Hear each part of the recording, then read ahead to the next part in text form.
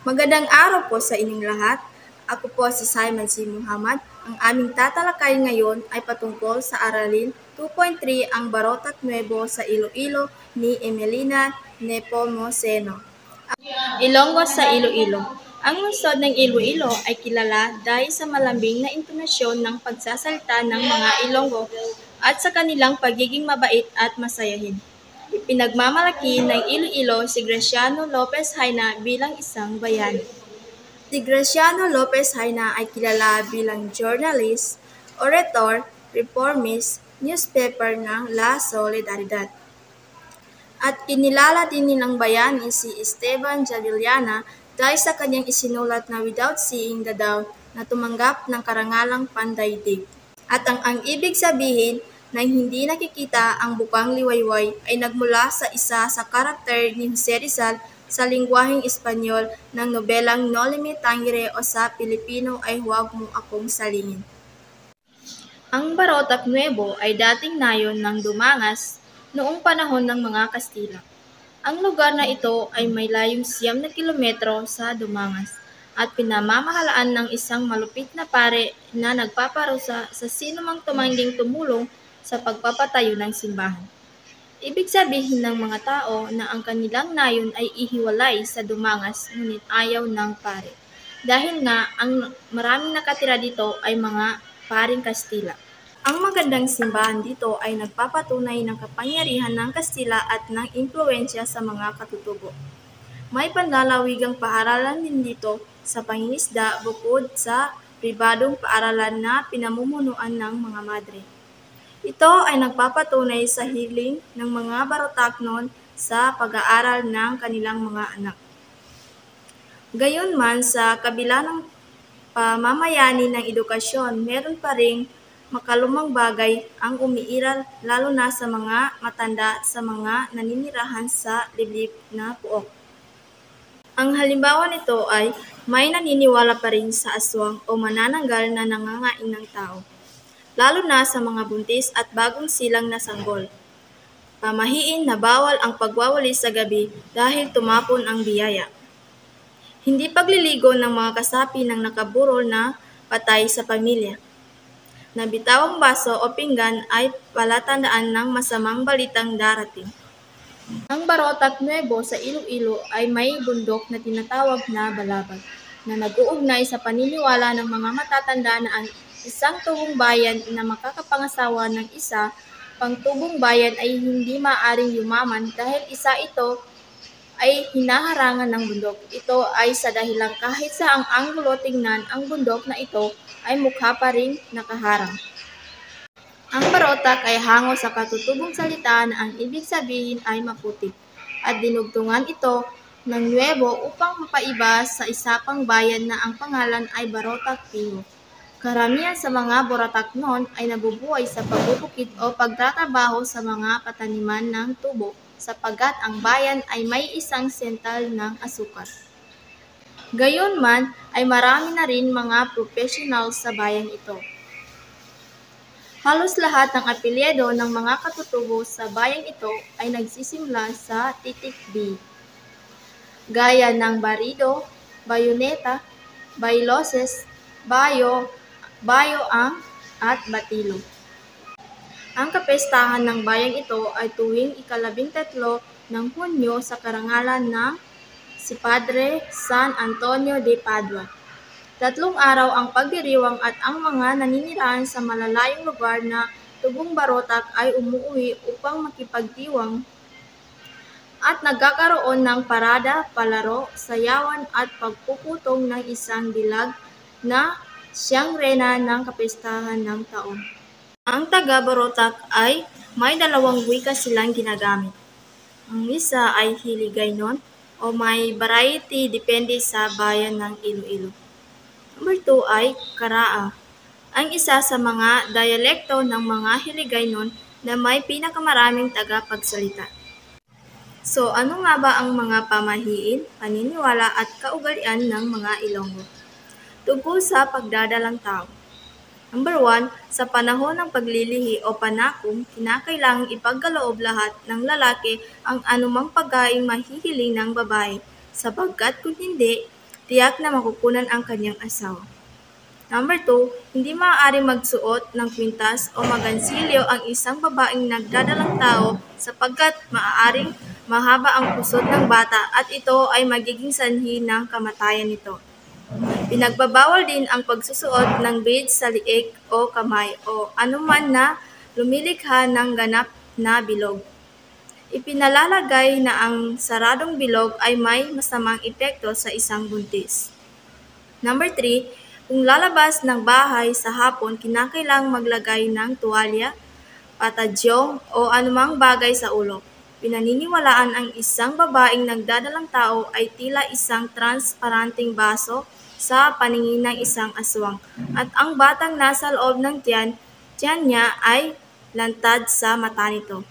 Number 4, huwag maupo o mahiga sa may pintuan o hagdanan ng bahay kung nagdadalang tao sapagkat ito ay maaaring magbunga ng mahirap na panganganak. Hindi dapat pagpatawing-tawing sa baitang ng hagdan. Number 5, bawal ang magpalitrato.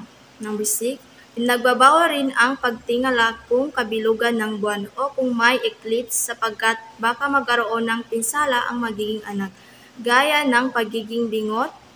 Number 7, huwag pagtawanan ang bulag, sungi o duli, at baka ganito ay magkakaroon ng kapansanan ang magiging anak. Number 8, huwag paglihian ang mga santo at santa dahil baka mapipi ang magiging anak. Hindi rin mabuting paglihian ang manika sa gayong kadahilan nito. Number 9, ang babaeng buntis ay pinapayuhang tumingin sa mga larawan ng mga magagandang bata upang ang kanyang sanggol ay magkaroon din ng magandang kaanyuan. Sa panahon ng mga paglilihi, ang kulay ng pagkain kanyang kinahumalingan ay makakaapekto sa pagiging kulay ng kanyang sanggol. Huwag kakain ng maitim na pagkain tulad ng duhat dahil magiging maitim ang bata. Kung ibig sabihin naman ng pagkakaroon ng batang maputi ang kulay, dapat kumain ng naglilihi ng mapuputing pagkain tulad ng mga buko, singkamas at siopaw. Number 10, ang babaeng kumain ng kambal na prutas ay manganganak ng kambal na maaaring fraternal o identical. Ang fraternal na kambal ay siyang bunga ng pagkakain ng ina ng ilang uri ng kambal na prutas. Samantala, ang identical na kambal ay ipinapanganak ng isang inang kumain ng kambal na saging o anumang prutas na nabibilang sa isang uri. Number 11, ang babaeng buntis ay di dapat magpagupit ng kanyang buhok sapagkat maaaring manganak siya ng isang sanggol na walang buhok. Number 12, ang babaeng maaari pang manganak ay hindi hinaayaang kumain ng mga prutas na hindi pa gaanong napuporma sa takot na makunan ito, gaya ng paniniwala sa baryo Sambag-Haro. Number 13, sa munisipyo ng Gimbal ay sinusunod ang paniniwalang ito. Ang isang bahay ay hindi maaaring kumpunihin kapag ang ina ng tahanan ay buntis, sapagkat tiyak na paghirap ito sa panganganak. Number 14, upang hindi mahirap sa panganganak, ang babaeng buntis ay lumalabas ng bahay bago sumakabilang buhay ang naghihingalo. At ako naman si Usri Ulama Daud, tungkol sa panganganak ng babae o pagsisilang ng sanggol. Number 1, kapag ang panganganak ay mahirap, ang asawa ng babae o sino man sa pamilya ay bababa ng bahay na dumaraan sa bintana at gumagamit ng kawayan bilang pinakahagdanan. Ang mga mata ay nakatingala sa itaas, samantalang ang kamay ay nakahandang hawakan o kunin ang anumang bagay na madadampot sa lupa. Ang bagay na madadampot ay pinakukuluan sa tubig at kinukuha ng ina. Ang kaugalian ito ay sinasabing makakapagbagaan at makakapagpadali ng panganganak ng ina. Number 2, kapag ang panganganak ay mahirap, inaakala na ang babae ay may nagawang kasalanan na malulunasan kapag nangako siyang magtitika ng kanyang nagawa sa harap ng pinagkasalanan o di kaya naman ay pinabababa ng pagapang una ang ulo ng asawang lalaki sa may hagdanan. Number 3, ang ina ay binibigyan ng masustansyang pagkain kapag siya ay nanganganak. Siya ay pinapakain ng hilaw ng pula ng itlog na pinaniniwalaang magsisilbing lubrikante upang madaling lumabas ang bata. Tungkol sa binyag ng sanggol, ang bata ay kinakailangan mabinyagan sa lalong madaling panahon sapagkat pinaniniwalaan ang binyag ay malaki ang kinalaman sa pagiging malusog at masigla, ligtas ito sa sakit.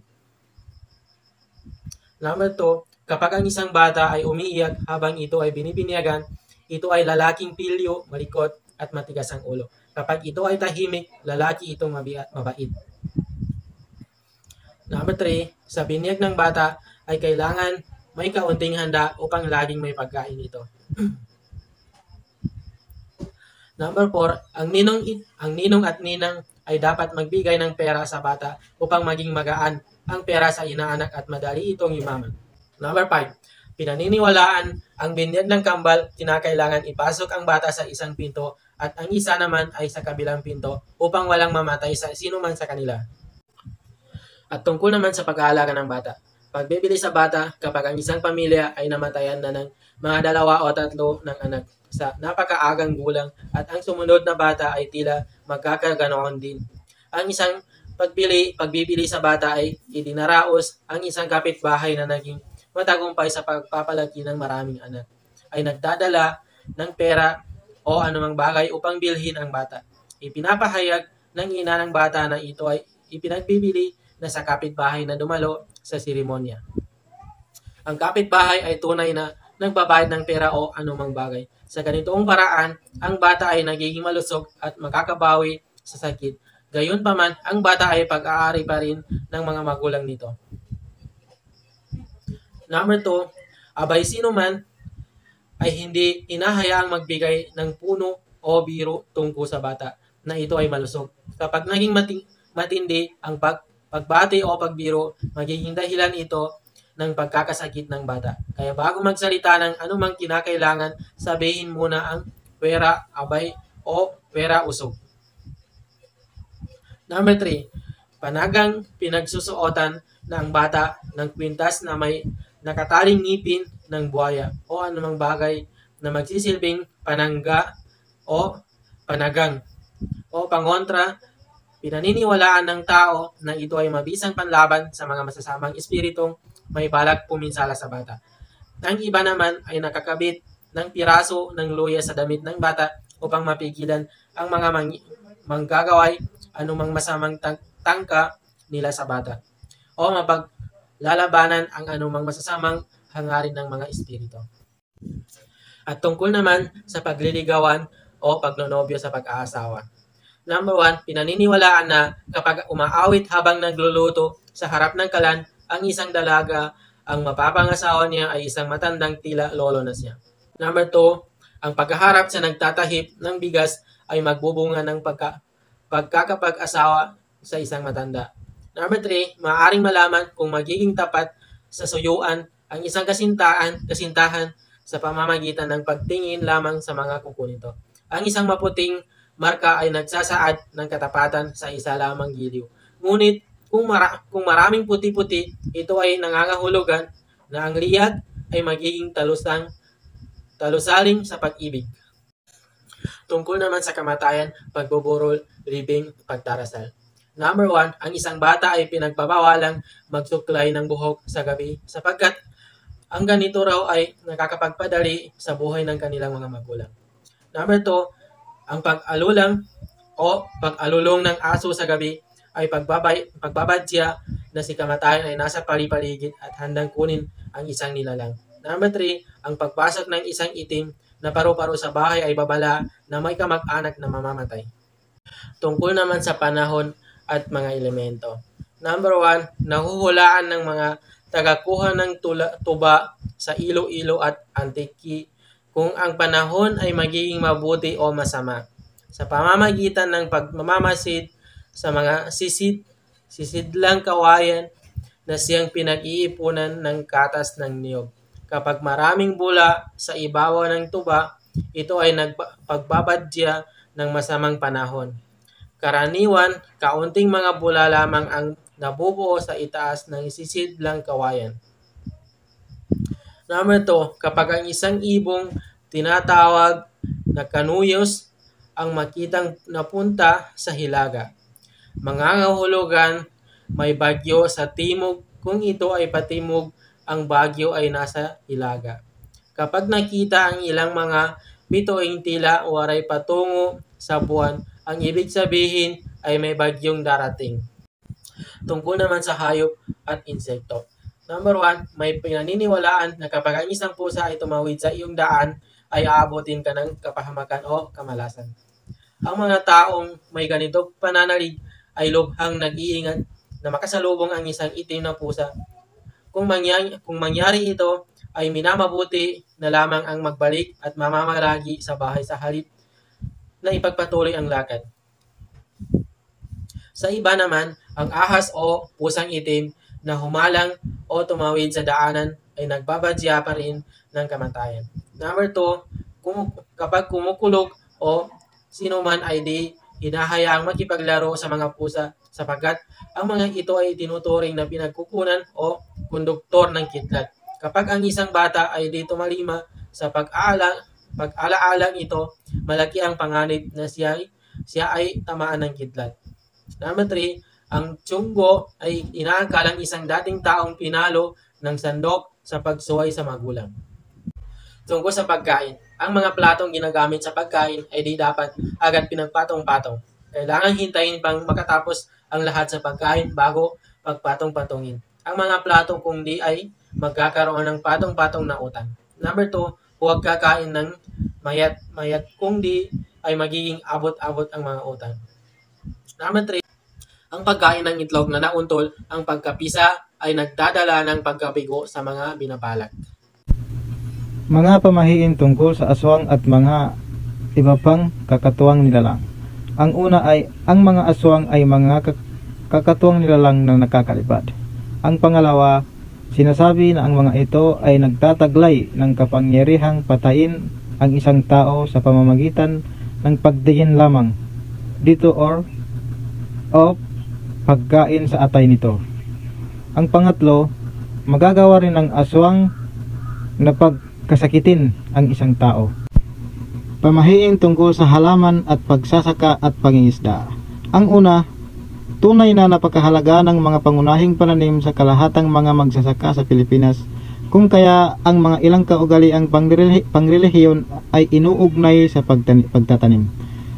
Ang magsasaka sa Pututan, Iloilo ay gumagawa ng pagluluhod-luhod tulad ng isang pari habang gumigiik ng bigas bago magpatuloy. Lumuluhod muna ito, nagsasabog ng kaunting uling sa bigas na nakasabog sa isang malaking banig at saka magko-cross. Kung hindi niya ito gagawin, ay hindi siya makakaasa ng isang mabuting ani sa susunod na taon. Ang pangalawa, pinaniniwalaang sa unang pagpupunla ng bigas o sa pagtatanim ng anumang uri ng pananim, ang suklay, nganga at lumang habihan ay itinatapon kasama ng bigas sa punlaan. Nilalayon ng suklay ang pagkakaroon ng kaayusan ng mga halaman. Ang bunga ay para sa masaganang ani at ang habihan ay para sa magandang uri ng butil. Ang pangatlo, sa pagtatanim ng bigas, ang tanglad, mabangong damong inilalagay sa sabaw ng manok at karne at dinuguan. Muna ang itinatanim sa anumang punlaan at ito ay sinusundan ng mga murang halaman. Ang sunod naman ay tungkol sa anting-anting at mga di pangkaraniwang kapangyarihan.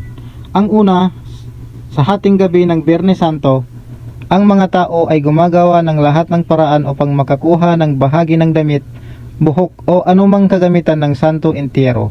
Ito ay inihahalo nila sa ibang mga sangkap at pinauusukan ang mga lambat. Ang pangalawa, ang mga taong naninirahan sa may baybay ay karaniwang mapapaniwalain sa mga anting-anting. Ang pangatlo, para sa mga babaylan at albularyo, ang Biyernes Santo ay pinakaabalang araw dahil nagpupunta sila sa mga yungib at bundok upang manguha ng mga damong gamot at balat ng mga kahoy. Pinaniniwala ang maging mabisa ang mga ito. Ang susunod naman ay tungkol sa sugal at sabong. Ang una, kapag naglalakad sa daan at nakakakita ng bakal na sapatos ng kabayo, ito ay nangangahulugan ng swerte. Kaya kung magsusugal ay tiyak na mananalo. Ang pangalawa, anumang bagay na kambal ay kailangang ilagay sa bulsa upang manalo sa sugal.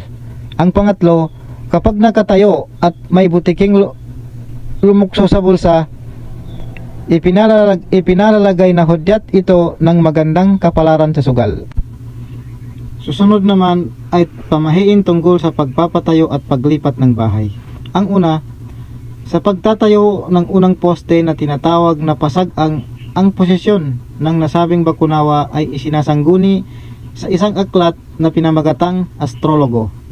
Ang poste ay makikita malapit sa sentro ng ulunan ng bakunawa. Sa alinsunod dito, ang itatayong bahay ay magiging ligtas sa anumang sakuna. Ang pangalawa, sa pagpupuno ng anumang butas ng unang poste, ang isang suklay at mga sasampuing sentimo ang inilalagay sa kailaliman ng butas. Ang mga bagay na ito ay sinasabing makapagbibigay ng kapayapaan at tagumpay sa pamilya sa anumang bagay na kanilang kakaharapin. Ang pangatlo, ang hagdanan ay dapat na pagpapaharap sa silangan o sa sinisikatan ng araw. Sa ganitong posisyon ng hagdanan ay ang pamilyang naninirahan ay magiging masaya at maginhawa sa lahat ng araw. Ang pang-apat, sa paglipat naman ng panibagong bahay, ang hugis ng buwan ay isinasa alang-alang. Lumilipat sa bagong tirahan mga 3 araw kapag kabilugan ng buwan o 8 araw pagkaraan ng bagong buwan. Pamahiin tungkol sa iba't ibang okasyon. Ang una, bagong taon, kinakailangan kumpleto ang lahat ng bagay o pangangailangan upang sa loob ng buong taon ay hindi kulang-kulang sa anumang bagay. Ang pambinhi ay isang unang paraan sa pagtatanim.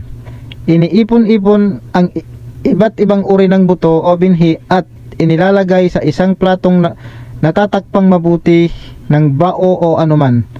Tinatanda ang mabuti ang lugar ng bawat binhi.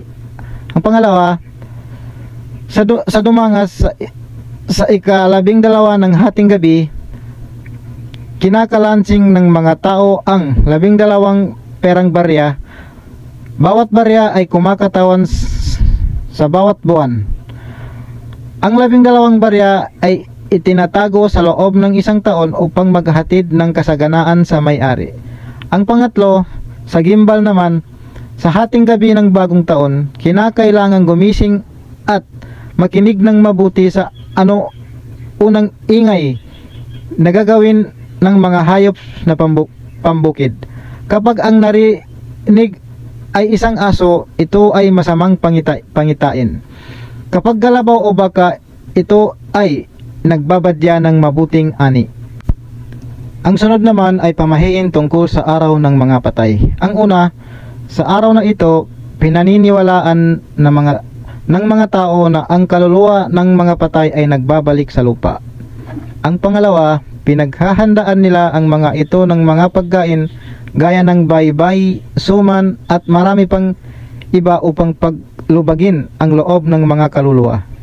Ang pangatlo, ang mga pagkain ay inilalagay nila sa mesa o sa loob ng isang lihim na silid upang ang mga ito ay makain ng mga kaluluwa. Ang susunod naman ay tungkol sa samut-saring paniniwala. Ang pangalawa, ang una, ang pag-alulong ng aso sa gabi ay nagpapahiwatig ng mga gumagalang masamang espiritu. Ang pagsagot sa mga kakatuwang tawag ng mga ito sa gabi ay nangangahulugan ng kamatayan sa sumagot. Ang pangalawa, tungkol sa damit, ang paniniwala at naging kaugalian ng mga bagong na ang bagong damit ay isinusuot muna sa simbahan bago sa ibang pagkakataon upang ito ay magtagal. Ang pangatlo, kapag ang Biyernes ay tumama sa ika-13 araw ng buwan, maraming mga aksidente ang maaring mangyari. Ang susunod naman ay ang kapistahan at kasayahan. Ang una ay pasungay. Tuwing ikalawang Sabado ng Enero, dinaraos ang pasungay o bullfight sa lugar ng San Joaquin. Iloilo. Ito ay siyang pagsisimula sa masiglang panahon ng mga kasayahan sa Kanlurang Bisaya. Dinagyang idinaraos ito tuwing huling linggo ng Enero. Pumapaikot ang kasayahan sa pagbibigay parangal sa milagrosong imahe ng Santo Niño. Ang dinagyang ay katawagang Ilonggo sa kasayahan. Ang iba't ibang tribo ay nagsusuot ng makukulay na kasuotang nagpapakita ng pagkamasining at kahusayan ng mga katutubo. Kapistahan ng Nuestra Señora de la Candelaria sa Joro. Idinaraos ito tuwing Pebrero 2. Ito ang pinakamarangya at pinakamalaking pagdiriwang na pangrelihiyon sa Kanlurang Bisaya. Mula pa man noong una, ang mga tao mula sa iba't ibang lugar ng bansa ay dumadayo sa laro para sa okasyong ito. Kinoronahan noong 1981 ng Santo Papa Juan Pablo II ang mahal na berhen ng Kandila at formal na ipinahayag na patrona ng Kanlurang Bisaya. Paraw Regata, tuwing ikatlong linggo ng Pebrero at ito ginaganap. Isa itong paligsahan ng karera ng mga bangka na idinaraos sa pagitan ng kipot ng Iloilo at ng Guimaras. Ito ay pinasimulan noong 1973, nagpapagunita sa libangan ng mga Ilonggo noong ika-16 ng siglo. Tinatawag na paraw sa vernacular, ang mga sasakyang dagat na ito ay mga replika ng mga sinakyan ng mga unang nandarayuhang Bornay sa pagpunta sa pulo ng Panay. Ang pagtaltal sa Guimaras tuwing Biyernes Santo, isang pang-kwaresmang pagtatanghal sa Jordan, Guimaras na hinango sa bantog na dula ni Obera Mergau sa timog Bavaria, Alemania. Ang karanasan ay paglalakip ng pananampalataya at kulturang folklorika. Ang parada at karera ng kalabaw. Ginaganap ito tuwing Mayo 3. Ang parada at paligsahan ng karera ng kalabaw ay siyang tampok ng kapistahan sa Fabia, Iloilo. Mga nagagayakang karusang hila ng kalabaw at sinasakyan ng mga musa ang umiikot sa bayan. Yan lang po. Ako po si Saidin Sidik.